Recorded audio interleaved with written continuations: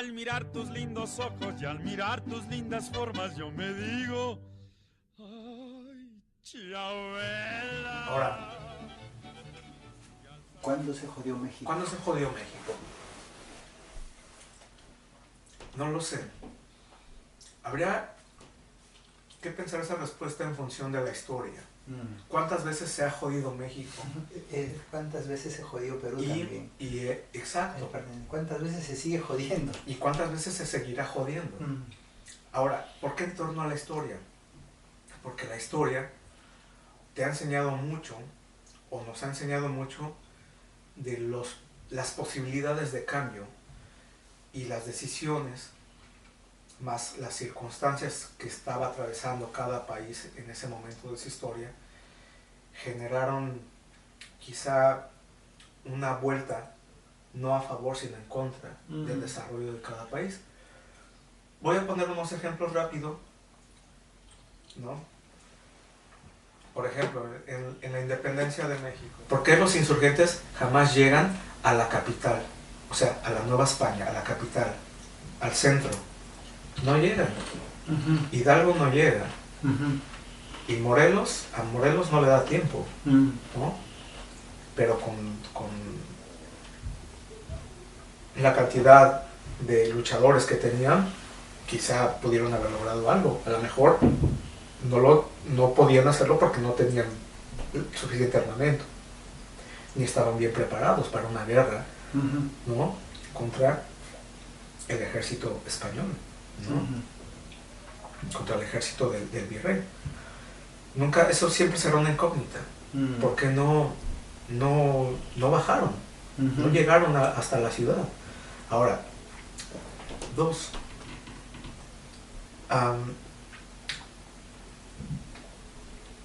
¿por qué? Y esto es bien interesante, ¿por qué se elige a un sujeto como Antonio López de Santana para gobernar el país tantas veces? Él era un ser supremo casi, era un casi dios. Y se le manda a buscar en un exilio, creo que él estaba en Colombia, si mal no recuerdo, creo que fue Lucas Alamán o alguno de esos pensadores, que le dice, tu pueblo te necesita, tienes que venir, ¿no? Cuando él había perdido mucho. Él de alguna manera se le achaca la responsabilidad de haber perdido la guerra en el 47 contra Estados Unidos y haber perdido más de la mitad del territorio que pertenecía al gobierno, al pueblo mexicano, ¿no? Esa es otra pregunta, sí. de cómo o en qué momento se jode. Claro, y cómo constantemente se va jodiendo. Sí, exacto. Ahora, yo no sé hasta qué punto fue tan efectiva. Sí fue efectiva en el sentido de que mostró al mundo que en el país alguna intervención podría costarle muy cara a un invasor. Y eso fue cuando los franceses determinan ir e invadir México. Al menos podemos hablar de una victoria en la batalla de Puebla. Ya, ¿estamos hablando de qué época? Estamos hablando del siglo XIX también. Eso es en el 1874 o algo así, porque Porfirio Díaz ya pelea como general en esa batalla. Sí, pues, sí, claro. Es el tiempo, el siglo XIX, en que empiezan las nuevas colonias, ¿no? Las nuevas colonias bueno, venían desde el siglo XVIII en África, en Asia, y querían los ingleses, franceses, querían tener su parte de la tajada en América. Exactamente, ¿no? Porque el Imperio Español había comenzado a decaer.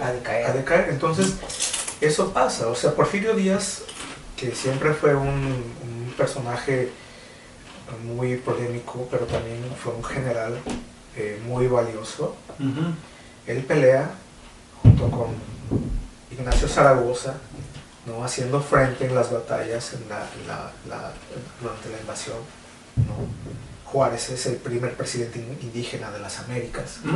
¿Así? No sabía. Sí, Benito Juárez es el primer presidente indígena del suelo americano, ¿no? Okay. El segundo caso lo vemos con Evo Morales, ¿no? No sé si haya otro presidente. Se decía, en el caso de Toledo, peruano, que, bueno, es indígena pero con un corazón, digamos, muy americano. Muy americano. Su estilo de vida, su formación académica, claro. Él es economista y todo, y entonces... Claro, pero es interesante porque ahí tenemos otro caso, ¿no? Porque el caso de Porfirio Díaz, él ama la cultura francesa. Sus restos, bueno, él fue enterrado en Francia. Cuando él es desterrado del país, se va a Francia y muere allá y allá está enterrado. Pero bueno, regresando al tema, es que quizá ese ha sido uno de los episodios donde hay una resistencia y hay una especie de unidad gracias a la circunstancia, pero también gracias al discurso de Juárez, ¿no? Juárez tuvo un gobierno itinerante, él fue perseguido político, había unas guerras intestinas muy fuertes, entonces él tuvo que ir con su gobierno en distintos puntos, ¿no?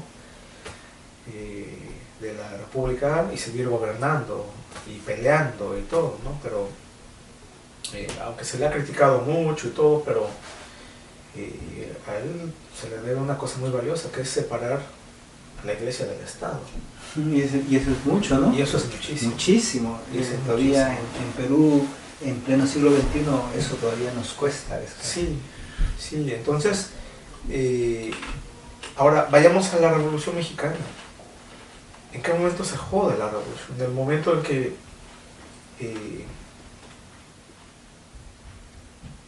se joden a Zapata, en el momento en que matan a Zapata, en el momento en que Villa pierde, ¿no? Pancho Villa. La batalla de Celaya, me parece que fue quien lo derrota, me parece que es Álvaro Obregón, si mal no estoy. ¿Es en el tiempo de las cristiadas? No. ¿O es antes? La cristiada es más adelante. Más adelante. Es ¿no? más adelante, sí, porque Calles es el general, quien está al frente del gobierno, quien está, ¿no?, al mando de esa represión, digámoslo así, ¿no? La cristiada es muy interesante, es un fenómeno muy interesante porque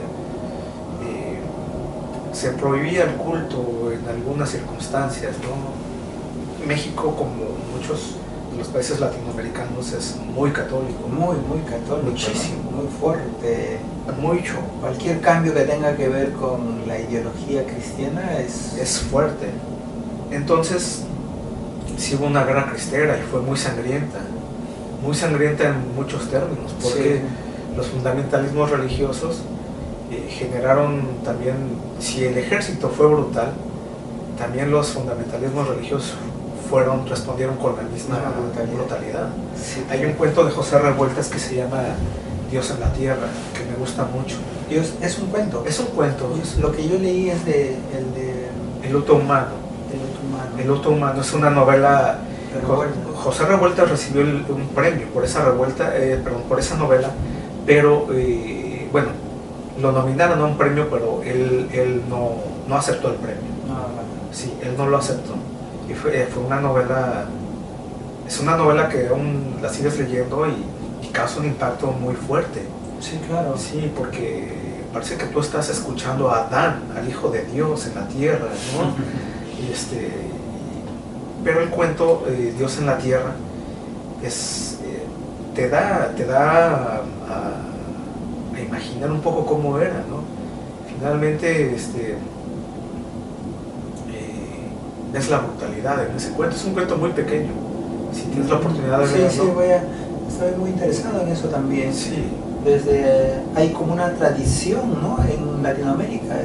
Acuña, brasileño, el que escribió esta de Los Sertores, ¿no? Los Sertores, sí. Y después Mario Vargas Llosa escribe esta novela, La guerra del fin del mundo.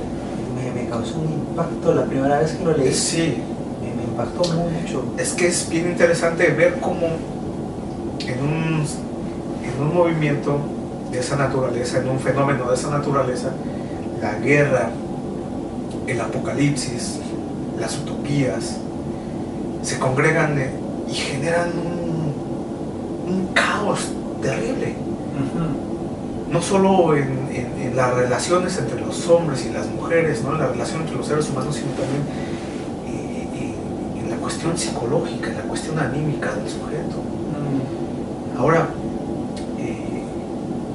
sí, México se ha jodido mucho, pero creo que se ha jodido mucho más últimamente, en los recientes años. Sí, a eso quería ir un poco. Yo recuerdo mucho a... ¿Cómo se llama? Siempre se me olvida el nombre de este escritor mexicano, del boom. Carlos Fuentes. Carlos Fuentes. Sí. Carlos Fuentes ya lo había dicho. Había dicho. Cuidado, o sea, que este presidente que piensan elegir es el peor de todos porque no tiene la menor idea de lo que es México, no tiene la menor idea de lo que es su historia, su cultura, y para gobernar un país como México hay que saber mínimamente todo eso. Claro. Para saber de sus problemas de fondo, ¿no? Lo que vemos con el actual presidente es que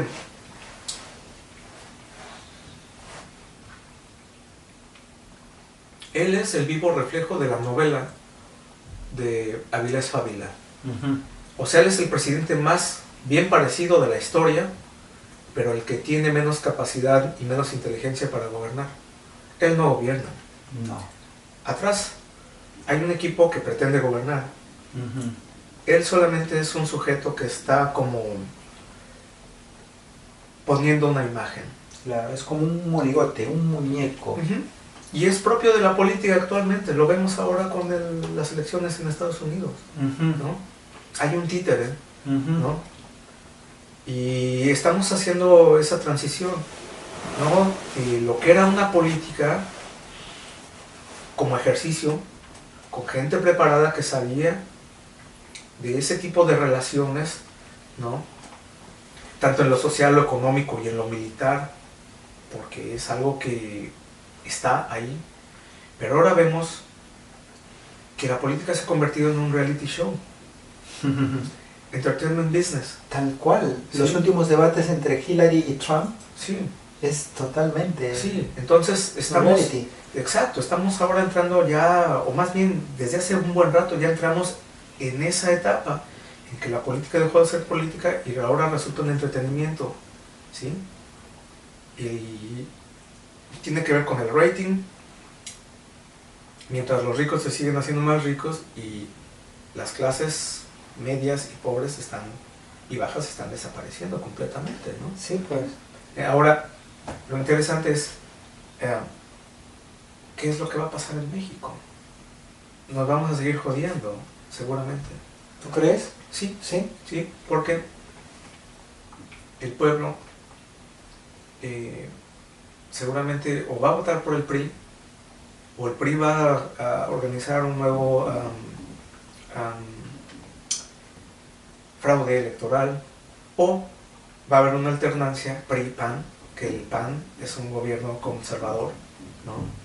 Lo vimos con Vicente Fox, lo vimos con Sí, claro. Calderón y su guerra del narcotráfico, Sí. con su necesidad de sacar al ejército, Sí. ¿no? Y dejar estos dos presidentes que las policías municipales se pudrieran en corrupción, ¿no? Entonces, el país lamentablemente está viviendo una crisis, yo creo, de las más fuertes que ha habido en la historia. De liderazgo, ¿no? De liderazgo. Una crisis de liderazgo. De liderazgo, pero también de mucha violencia y de incertidumbre, mucha gente desaparecida por causa del... Eso es lo que me sorprende mucho. Sí. Pero ahora lo más complicado es que es el crimen organizado, es la cuestión política, pero también son los inmigrantes de los países hermanos de América Latina, de Centro y de Sudamérica, que quieren llegar a Estados Unidos y les toca también ser víctima de ese crimen, ¿no? De las bandas que no solamente ya no se conforman con operar sus negocios de narcotráfico, sino que operan el secuestro express, el asalto y lo que de ahí se deriva, ¿no? Claro, sí. Es muy doloroso. Es muy doloroso, es muy doloroso. Es muy complicado, sí. Sí. Y no hay por ejemplo, la inmigración, no hay una estrategia de inmigración. Por ejemplo, en este momento hay cientos, quizá ya rebasen, ya se lleguen a los miles de haitianos varados en Tijuana o Ciudad Juárez, no recuerdo, porque quieren pasar. Quieren pasar a Estados Unidos, claro. Pero con lo que está pasando ahora, va a ser complicado. ¿Qué va a pasar? ¿Qué va a pasar con todas estas personas? Se les tiene que dar ayuda. Sí, claro. Los medios para subsistir o ayudarlos a que vuelvan o que se acomoden en algunos lugares, porque no se les puede dejar así. No se puede, porque hay familias. Hay familias. Sí, y si no les das tú alguna opción, esto va a generar en que ellos tengan que abrirse su propio camino. Mucha gente para sobrevivir puede hacer cualquier cosa. Llegan a ese extremo. ¿Verdad? Claro. ¿Por qué? Porque la sobrevivencia es importante. Entonces, no sé cómo va a responder el gobierno mexicano, pero hay muchas cosas que están sueltas. Muchas cosas. Entonces, es complicado. No sé qué es lo que va a pasar. Y volviendo al tema del PRI, es increíble, ¿no?, que después de mucho tiempo vuelva otra vez el PRI. Es que el PRI se celebraba de que el PRI ya estaba muerto, de que no, señores. Y eso yo me acuerdo en las elecciones del 2000, cuando Fox ganó la presidencia, yo les dije a muchas personas, ¿saben qué? Yo era un estudiante, ¿saben qué? No, el PRI no está muerto, dejó el poder para que estos se entretengan. Ellos se están reorganizando y van a volver. Y han vuelto, ¿no? Y de la manera que han vuelto. Y de la manera que han vuelto, y sus gobernadores, y sus diputados, y todo, son lo mismo. Pero lo peor de todo es que también no hay una izquierda a la que puedas tú confiar. Una izquierda muy fácil, que se corrompe muy fácil. Una izquierda que se divide muy rápido, que se canibaliza muy rápido, ¿no? Es que no sé qué pasa. O sea, tenemos una derecha que por lo menos sabe qué hacer, ¿no? Ya todo el mundo sabe. Sí. Sabe lo que son conservadores, sí, son mochos, ¿no? Ya se sabe, claro. Ya se sabe. Más claro. Y ellos están unidos, de alguna manera, porque saben su negocio. Pero la izquierda sufre de un canibalismo terrible. ¿Por qué? Y bueno, y después de que las izquierdas tuvieron su momento claro, muy recientes, ¿no? Comenzaron a aparecer estos líderes sí, muy carismáticos, sí, Ecuador, Bolivia, Uruguay, Paraguay. Sí. Pero, ¿qué ha pasado, no? ¿Qué ha pasado? Nicaragua, por ejemplo. Nicaragua. Entonces, ¿qué ha pasado? Pues es que no sé qué responder ahí. Yo no sé si estas izquierdas todavía sigan, algunas no creo, porque por ejemplo quizá la de Uruguay ha sido una de las más progresistas, me parece. No lo sé, yo no viví en Uruguay, ni tengo la experiencia para decir sí, así es, o en Venezuela, por ejemplo, ¿no? Habría que levantar la voz, hacer un buen documental sobre las voces de los venezolanos, ¿no? Claro. Pero a lo que yo voy es, yo no sé bajo qué fórmulas estas izquierdas han estado funcionando, porque lo que hemos visto es que la corrupción ha sido uno de sus grandes pecados, por un lado. Por el otro es que también quizá ellos no han podido identificar la magnitud de cómo enfrentar al enemigo. Claro, y el enemigo tiene una cosa muy importante que es el control de los medios de comunicación. Claro, el control de los medios, alianzas, mucho dinero Pero sí, lo que es importante es cómo desarrollar una estrategia, ¿no?, para combatir a ese enemigo y sus medios y sus recursos, ¿no? Y cómo hacer una política inclusiva, incluyente, ¿no?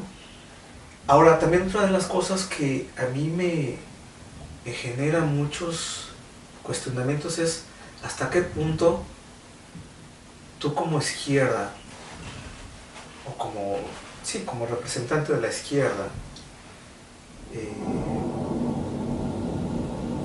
vas a actuar con tus opositores. O sea, ¿a qué voy? ¿Debes ser tú reaccionario con tus opositores? ¿O debes promover esas inercias que la democracia en estos tiempos requiere? ¿Cómo trabajar esas cosas? Claro, y cada líder en diferente país ha tratado de manejar de acuerdo sí, a su conveniencia, digamos, ¿no? Sí, o sea, ¿cómo estas inercias, cómo las vas a mantener? Porque obviamente si tú no tienes opositores, si a tus opositores no dialogas con ellos, no acuerdas con ellos, no pactas de una manera razonada, corres el peligro de convertirte en un dictador. Sí, pues. O sea, si tú, por ejemplo, tú eres mi opositor, yo digo que tus ideas para mí son reaccionarias, yo te voy a encarcelar. Yo no te estoy dando la oportunidad de hablar contigo y de saber qué propones, ¿no? Eso es básicamente lo que le achacan a Cuba. Sí. O sea, ¿qué hizo con los enemigos, ¿no? Claro, ahora estamos...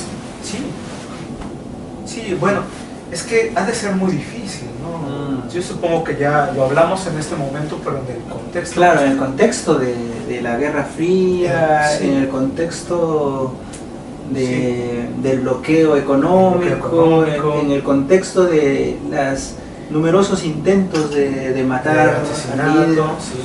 Ahora, en lo que sí yo jamás estuve de acuerdo era en la represión de los intelectuales, ¿no? En la represión a quienes de alguna manera, por naturaleza, tenían una forma distinta de vida. ¿Qué pasó con los homosexuales? Que los mandaron a las granjas de rehabilitación. Sí, pues, ¿no? Ahí es donde se pervierte. Ahí es donde se produce también el quiebre los grandes intelectuales del boom, digamos, que estaban apoyando, ahí es donde se produce el quiebre. Exacto, ¿no? Con el caso de Berto Padilla.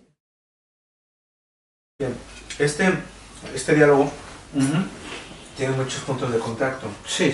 Yo creo que acabo de comentar un poco así, a vuelo de pájaro, acerca de las guerrillas mexicanas durante los años 60 y 70, me lleva a formularte una pregunta que tiene que ver con Sendero Luminoso. Sí. ¿No? ¿En qué momento Sendero Luminoso era una alternativa y en qué momento lo deja de ser?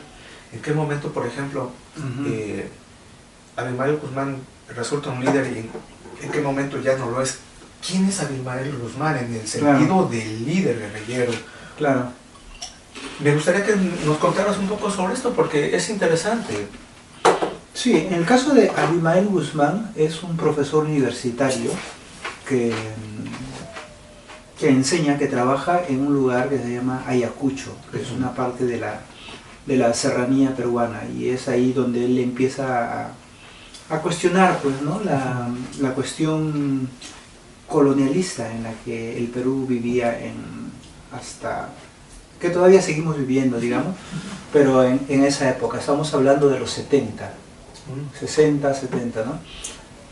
Entonces él es profesor y organiza todo este movimiento basado en una ideología muy marxista, ¿no?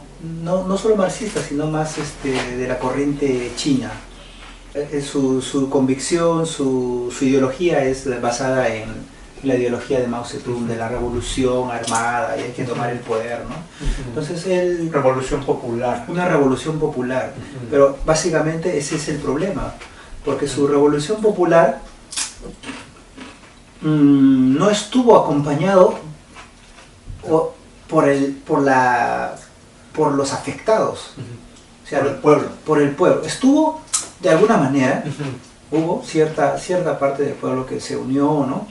Pero básicamente la caída de Abimael Guzmán es también por la respuesta del pueblo, o sea, que los combaten, forman organizaciones de autodefensa, obviamente promovidas por el gobierno, ayudadas por el gobierno, financiadas por el gobierno, pero uno de los puntos débiles fue que el mismo pueblo, los campesinos, reaccionan contra ellos. Ajá. ¿Cuál es la causa por qué reaccionan con ellos? Es decir, el terrorismo se vuelve... Empieza como una alternativa, ¿no? O sea, necesitamos un cambio. Sí. Constantemente en Perú había gobiernos de derecha que constantemente mantenían... Ahora hay un gobierno de derecha, ¿no? Siempre ha habido gobierno de derecha, ¿no? Claro. El único gobierno, en el caso de Perú es muy particular. El único gobierno, digamos, con tendencia de izquierda, digamos, si es que mi memoria no me falla, hubo un golpe militar, de un militar que se llamaba Velasco Alvarado. Entonces, Velasco Alvarado, en la época de 60, 70, es el que organiza la reforma agraria, ¿no? Entonces, porque si no ocurría eso, si no aparecía la figura de Velasco Alvarado en Perú, que organiza esta de la reforma agraria y le da muchas facilidades a los campesinos, digamos, lo que se venía, la revolución que se venía, o sea, se venía con más fuerza. Digamos, Velasco es el que de alguna manera frena toda esa fuerza del pueblo que se venía, porque ya estaba muy cansado de tanta explotación, de tanta miseria, ¿no? De tanto sometimiento. Entonces lo que se estaba cocinando ahí era algo muy fuerte. Entonces cuando aparece la figura de Velasco Alvarado, un militar, mediante un golpe militar, entra al poder, entonces de alguna manera es como una pastilla, ¿no? Como está la reforma, hace alguna reforma, ¿no? Entonces el pueblo como se tranquiliza un poco. Y después de eso viene otro gobierno de derecha, ¿no? Belaúnde, ¿no?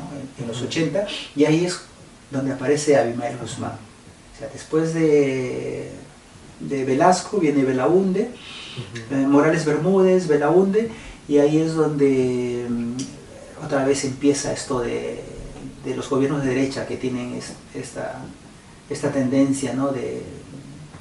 de hacer ricos a los que tienen mucho dinero, de favorecer a la inversión privada, en perjuicio de las poblaciones nativas, de los campesinos, de las expropiaciones y todo esto, ¿no?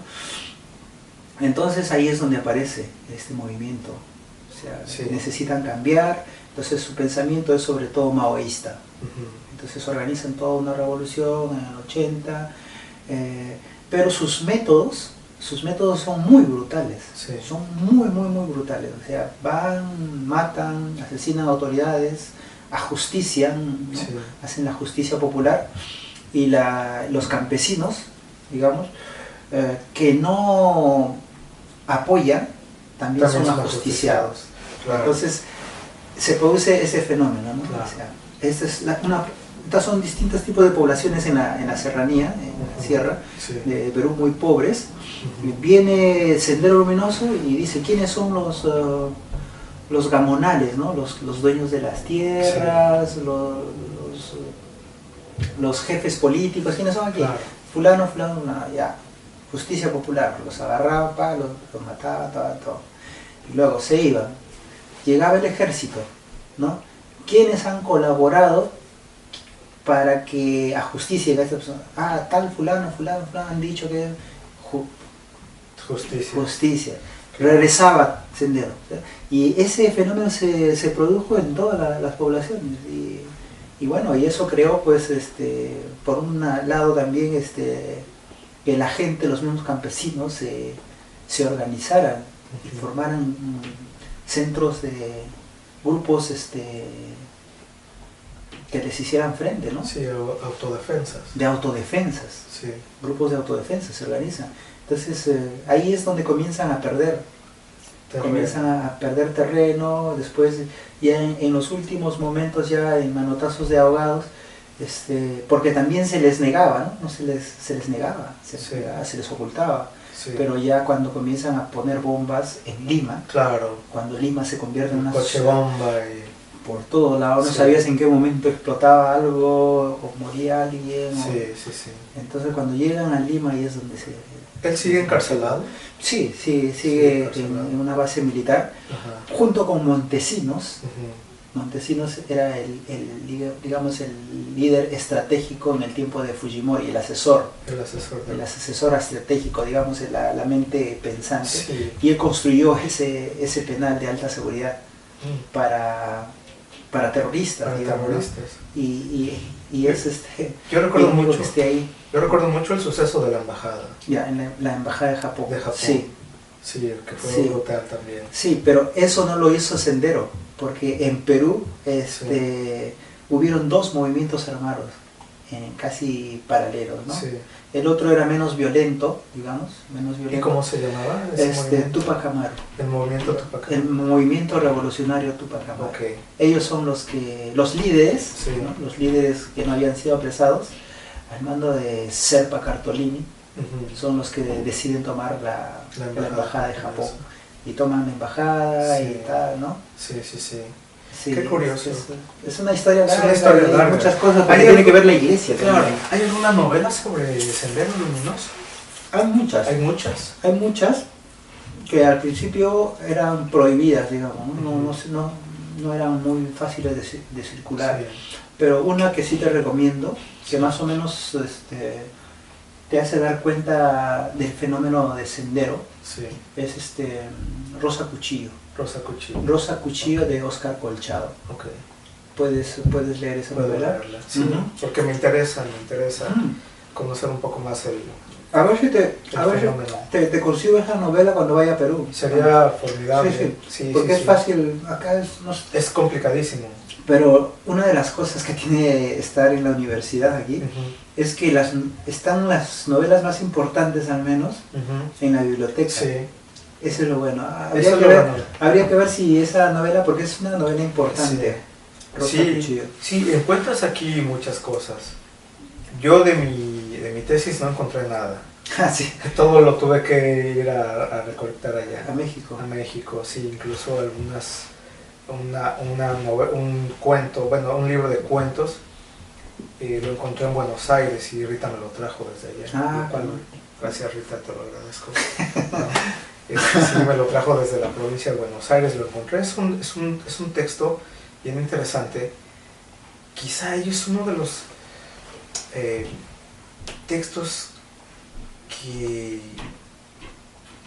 representan de una manera muy cercana el fenómeno de la guerrilla en México. El libro se llama Dientes de Perro. Dientes de Perro. Dientes de Perro. Son cuentos de Ramón Gil Olivo.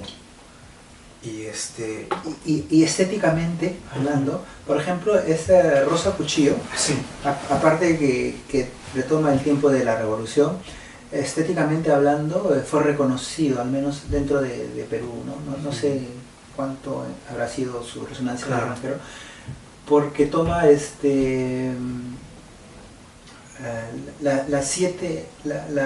¿cómo se llama? La de Dante Alighieri, la Divina Comedia, donde hay círculos para llegar al cielo. Él toma también esa idea de los círculos, pero los círculos en quechua. O sea, para llegar al Hanan Pacha, ¿no? En quechua es el cielo, digamos. Lo invierte, porque los círculos concéntricos van al infierno. Al infierno, ¿no? Sí, claro. Y él lo invierte porque son al cielo, ¿no? Sí, claro, algo así. Algo así. Qué interesante. Sí. Y está muy presente, él conoce muy bien, creo que es quechua hablante, entonces conoce muy bien la terminología y la cosmovisión. La cosmovisión andina. Entonces, sí, bueno, realmente es interesante este fenómeno de las guerrillas en América Latina, porque salvo la nicaragüense y la cubana, son las únicas que pueden trascender más allá, ¿no? Sí, claro. Las demás, me parece, ninguna, fenecieron completamente. completamente. Sí. fenecieron en el sentido de que fueron aniquiladas, pero también dentro de sí mismas, sí, se corrompieron. Sí. ¿No? En el caso de México se discute mucho eso, ¿no? Uh-huh. Que entre infiltrados y entre rencillas personales de quienes quieren hacerse del poder para dirigir, o de la misma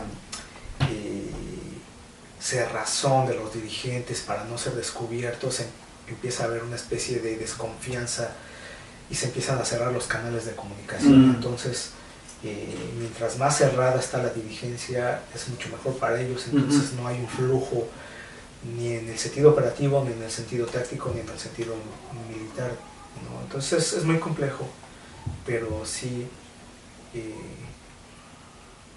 no sé, llegamos hasta este punto, pero mi interés en esto radicó el por qué México, habiendo tenido una revolución, claro, ¿no?, tan importante como la mexicana, claro, que, ¿no?, que hayan ganado esa revolución, y que se haya ganado en los términos, ¿no?, vamos a decirlo así, en los términos de una revolución.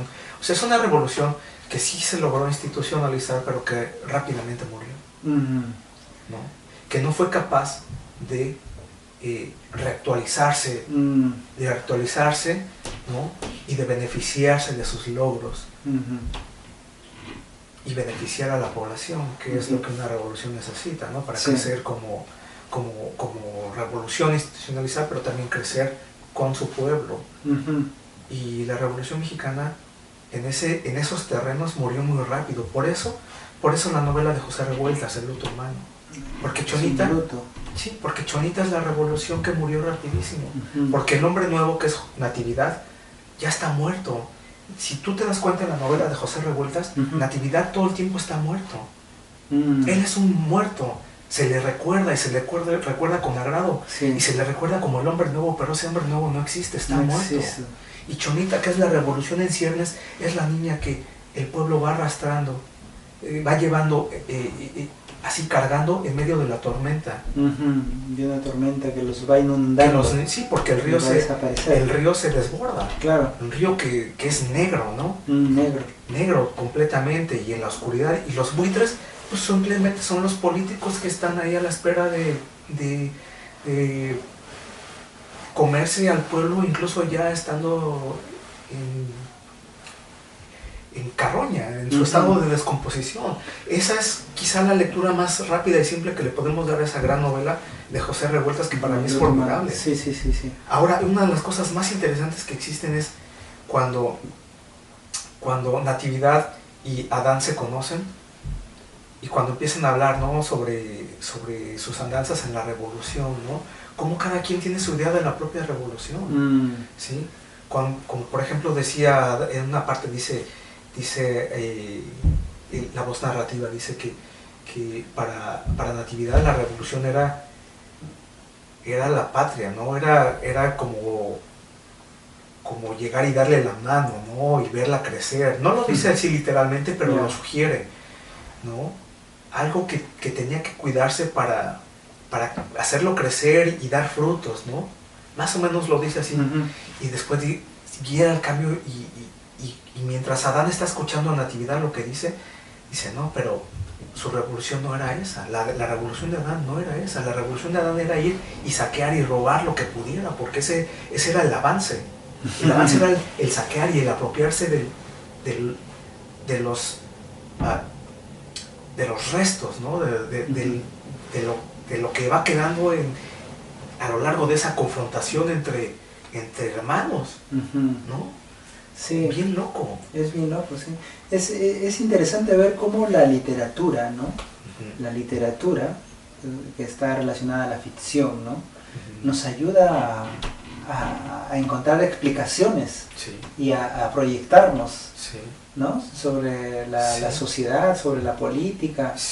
Y ahí está la importancia de la literatura. Sí, cómo no, y sobre todo esto que tú mencionas, el cómo a través de esos lenguajes, ¿no?, a través de la palabra, ¿no? Escrita, cómo vamos viendo esos procesos históricos, ¿no? Las revoluciones. Recuerdo también en esa novela un pasaje muy interesante en el que Natividad dice que, creo que es Natividad el que lo dice, que de pronto los revolucionarios iban buscando al enemigo, para allá, iban para allá, después iban para allá, y iban persiguiendo al enemigo, pero peleaban ellos, pero de pronto se dan cuenta que no peleaban contra nadie, peleaban contra un fantasma. Y eso es loquísimo, porque eso es lo que pasa al final. Y curiosamente lo vemos también, no es una revolución totalmente, es una guerra, pero lo vemos en la película de Apocalypse Now. ¿Ah, sí? Al final, ya casi al final, en el puente donde entre ellos mismos están peleando, ya no saben quién es el enemigo. ¿Quién es el enemigo? Se ha perdido una noción del enemigo. Sí, lo mismo en 100 años de soledad. Claro. O sea, ¿por qué eres tú liberal? Pues no lo sé, porque mi abuelo era liberal. ¿Y tú por qué eres conservador? Pues bueno, mi hermano era conservador. ¿Y qué significa ser liberal? Pues, ¿y qué significa ser conservador? No lo sabe. No se sabe. Entonces, no se sabe. Ya se carece de toda idea de por qué hay una confrontación. Claro. Es muy loco, pero explica, y lo explica de manera clara como sí. se llega a un tal grado de contradicción donde lo único que es una realidad es la violencia. Sí. Y la violencia es lo único seguro que en ese momento existe. Y no sabemos qué hay más que muerte. Sí, pues. Pero sí, la literatura nos ayuda mucho a eso. Sí, y por eso también es vista con desconfianza en países como Perú, por ejemplo, donde los índices de lectura son muy bajos. Claro, en México igual. En México, por ejemplo, ahorita se acaba de celebrar una feria del libro en Guadalajara, que me parece que es la más grande de América Latina, no lo sé. Creo que ahí estuvo Vargas Llosa. Estuvo Vargas Llosa recientemente contra Fidel Castro. Y hubo un homenaje a uno de los antropólogos más prolíficos que ha tenido la historia de México en muchos años, don Miguel León Portilla. Y él cuestionó una cosa bien interesante, dijo, México es un país de libros, pero habría que preguntar si es un país de lectores. Porque tiene importantísimas editoriales, ¿no? Sí, tiene el fondo, tiene el fondo, tiene siglo XXI, tiene, muchas de las editoriales son españolas, ¿no? Sabemos que vivimos ya en un mundo de mercado globalizado, sí. Cada Random House tiene en Perú, tiene en México, tiene en Argentina, Planeta, que es de España, tiene en México, Perú, Argentina, Chile, donde sea. Sí. Pero hay muchas editoriales independientes también. Sí, hay una resurgencia en Perú desde el 2000. Exacto. Empezaron muchas editoriales independientes con calidad. Claro, sí. Y publican a gente nueva. Incluso gente, porque he visto también eso que ha pasado en México, que gente ya de renombre los publican ellos también. O sea que ha sido bueno que los escritores mayores, ¿no? los ya consolidados, también se metan a esta se metan y digan, bueno, pues por ejemplo en México una de las editoriales independientes que ha tenido muchos buenos resultados es Almadía. Creo que es de Oaxaca, si mal no recuerdo. Y sí. Bueno, José, ha sido muy interesante esta conversación con muchas idas y vueltas, mucha historia. Claro, mucha historia, mucha literatura, con un buen pisco, ¿no? Sí, ha estado muy rico, el último salud. El último, sí. Y pues espero que esta no sea la primera. No, tiene que haber muchas. Más. Bueno, vamos a tener que hablar de muchas cosas. Sí, un placer estar aquí, Marco. Muchas gracias. Muchas gracias, José. Un abrazo. Un abrazo de México al Perú. De México al Perú. Ay, Chabela, Chabela, Chabela, es el nombre que yo llevo. En mis días y en mis noches me duermo y me despierto y en mis sueños te contemplo y te digo, ay, Chabela.